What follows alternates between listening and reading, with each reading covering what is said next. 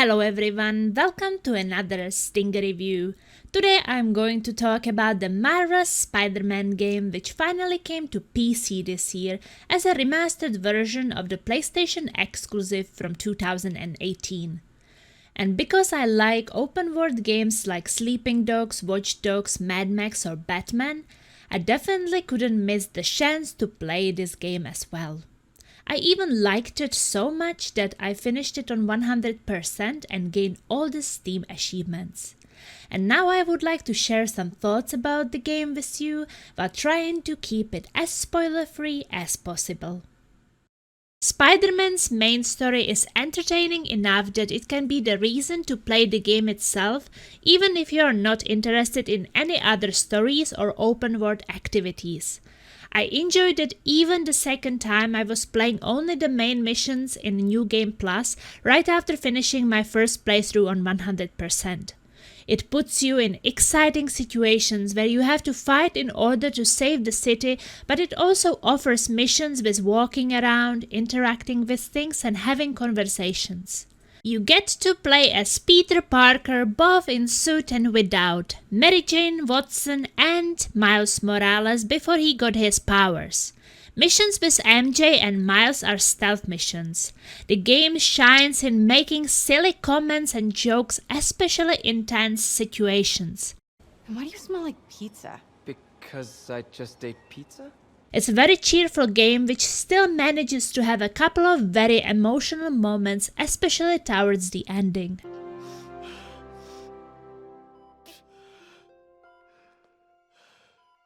Let's talk about QuickTime events. I'm not a fan of those, but there are a lot of them in the main missions. It's confusing at first because you think you are watching a cutscene, so you might be refreshing yourself with some water while enjoying the show, and suddenly the game wants you to press some buttons, and you are nowhere close to ready to press any buttons, so it fails and destroys the moments for you. You learn quickly to always be ready for those, but seriously, is there even anyone who likes QuickTime events? The developers keep adding them to games all the time. We get all those cool moves and combos. Why do we need to press one illogical button in order to do something cool? Are the developers afraid that cutscenes are so boring that we would fall asleep if we didn't have to do anything at all? Side missions are mostly just more open world activities. They don't have any amazing stories you wouldn't want to miss. I skipped those in New Game Plus even though I enjoyed them the first time. But once was enough. They didn't feel as special as the main missions. You will mostly help some random people you meet in the city, or you will try to catch some villains which are not involved in the main missions. The varied gameplay is why I enjoyed playing Spider-Man so much.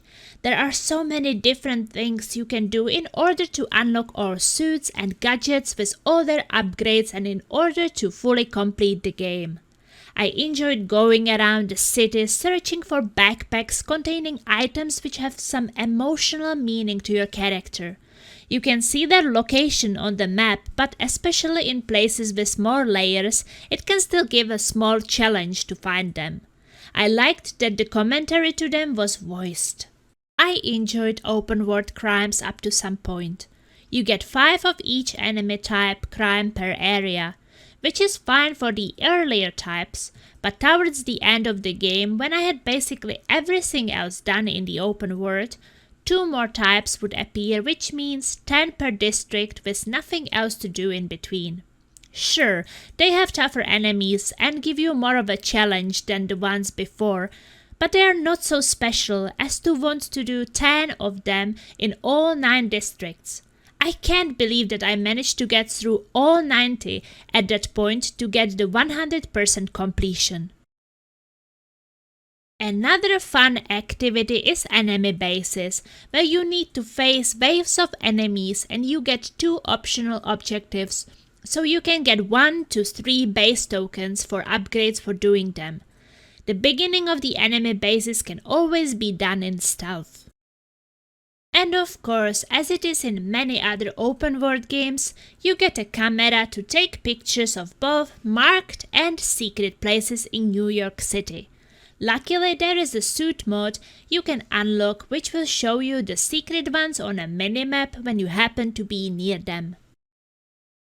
Circuit puzzles and match the pattern puzzles were my favorite activities in the game. Especially the hardest version of those were really fun to solve. But there is something seriously wrong with the transition between those puzzles and the rest of the game. The game crashed for me so many times after finishing them. Too many times for it to be a coincidence. Other than that, I haven't experienced many problems with the performance of the game. There were some random, mostly funny glitches, and sometimes the environments wouldn't load in quick enough while swinging really fast through the city, causing some parts of it to be temporarily missing and the game freezing. Oh, where's the last guy? Oh, he's stuck behind a motorcycle. Look at him. Hello, guy.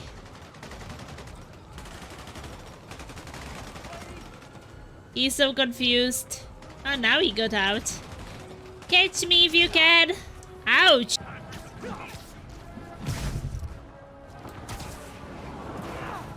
Someone is trapped behind some doors.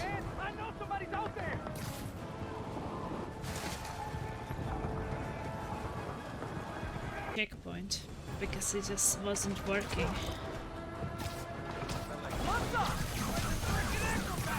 Okay, now I'm just showing off.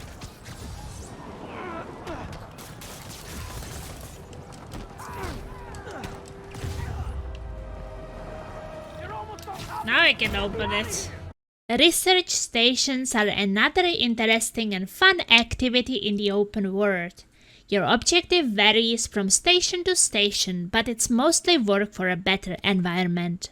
You will get research tokens for completing those and also for chasing pigeons around the city in order to catch them all. Black Cat Stakeouts are very easy and relaxing open world activities where you need to find 11 Black Cat figurines that Felicia Hardy, aka Black Cat, hid around the city. You can find Taskmaster Challenges in every district of the city, which will give you challenges in fighting, stealth, and fast movement. There is a timer, so you need to be quick and effective. That's why I recommend having the most abilities in all 3 branches of the skill tree unlocked before you start working on those challenges. Finishing all the previously mentioned open world activities is not only fun, but it also gives you many different tokens. You use those tokens to unlock suit modes, gadgets and their upgrades and new suits with special powers. Optional objectives reached means more tokens for you.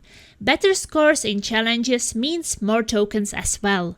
Luckily, you don't have to struggle with redoing them for better results, because if you don't get enough to upgrade everything to maximum in the main game, you will easily do that in the DLCs, where you will get even more of those activities and tokens as rewards. How is the difficulty of the game? I started on Spectacular difficulty, which is the hardest difficulty available for first time playing.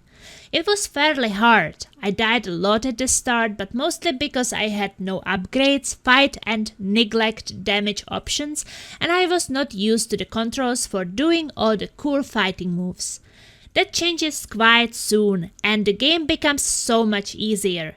It gets harder towards the ending when special enemies are introduced. But for me, it was more annoying than challenging to fight a big group of enemies where half of them throw some rockets and fire at you.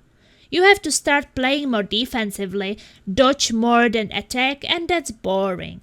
Boss fights are fairly easy once you figure out what the game wants you to do. I played on the Ultimate difficulty, which is the hardest difficulty in the game in New Game Plus. I didn't find it harder. They let me keep all my upgrades and I knew what to expect and what to do, so it felt easier than the first time on Spectacular. I really like the amount of suits available in the game, and it's great that you don't need to use the original suit power which came with it. I tried a couple of the different suit powers, but I always came back to one of the first ones I unlocked, and that was leap into the air and web everything in sight. In combination with Webbed Striker mode, which generates more focus from web attacks, and Scavenger mode, where finishers recharge bonus gadgets refills, giving me more possibilities to web enemies. Generating so much focus made me able to do finishers almost all the time. I use the same suit mods most of the time as well. I think I only switched for stealth missions to something more stealth supportive, but it's nice to have options so everyone can find the combination which feels and works the best for them. The skill tree in the game is really well made because you unlock things as you level up, so you slowly learn all your moves and it's not giving you too much information at the same time. Optional objectives during open world crimes and enemy bases also help you learn all your moves. If you forget the button combinations, you can always look it up. There is a list of unlocked moves directly in the game. Marvel's Spider-Man: The City That Never Sleeps is a must-have DLC for the game. It's a great addition to the game which adds 3 new chapters featuring Black Cat in the first part called The Heist, Maja crime family in the second part called Turf Wars, and the tough mercenary Silver Sable in the last part called Silver Lining.